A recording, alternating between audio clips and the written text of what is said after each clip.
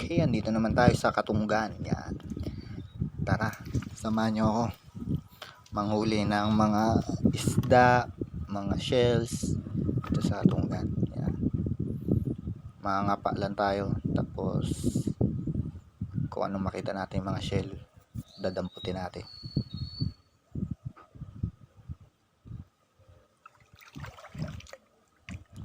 Yan. Tayo tatawid sa kabila. Medyo malalim ang tubig, guys, sa part na ito. Sa tapat ng aming fish pond, ganyan talaga, malalim dito sa part namin. Ayan. Tingin-tingin lang tayo sa gilid kung may makuha tayong mga pagkain.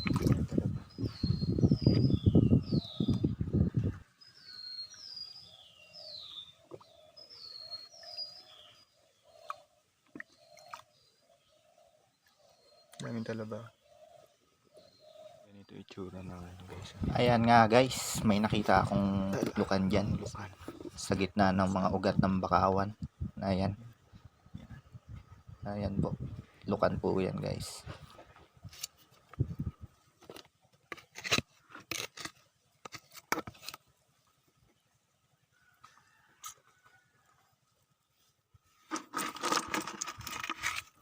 Yan naman po tinatawag natin gok-gok.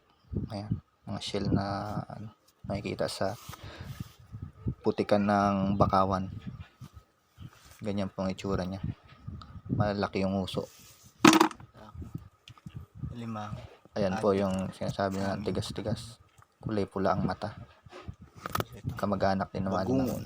may nakuha rin akong bagungon. Ayan po yung ating nahuli. Mga palo. Ayan. Biya. Ating nakuha sa gilid lang na. Bakawan pa yung dati ako. Oo, dito. May Gilid na yan. Ayun pa, meron sa may tumba na yan dati. habang ako'y nangangapa.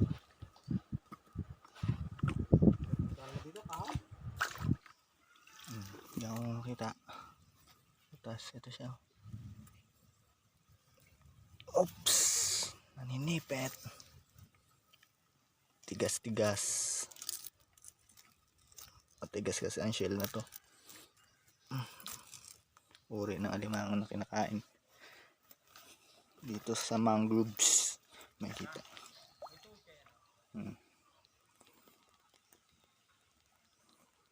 Pula ang mata.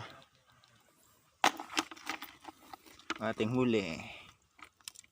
Ito, guys, may laman to. Ganyan.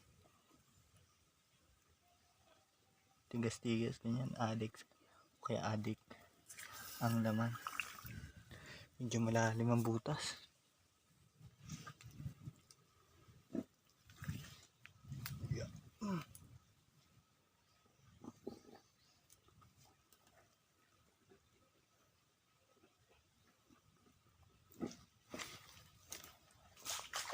Ayan nga, yung dinukot natin, guys, hindi kaya, masyadong malalim ang butas at umuwi na ako kasi halos ilang oras din ako nandun sa Katunggan at tanghali na, gutom na rin ako.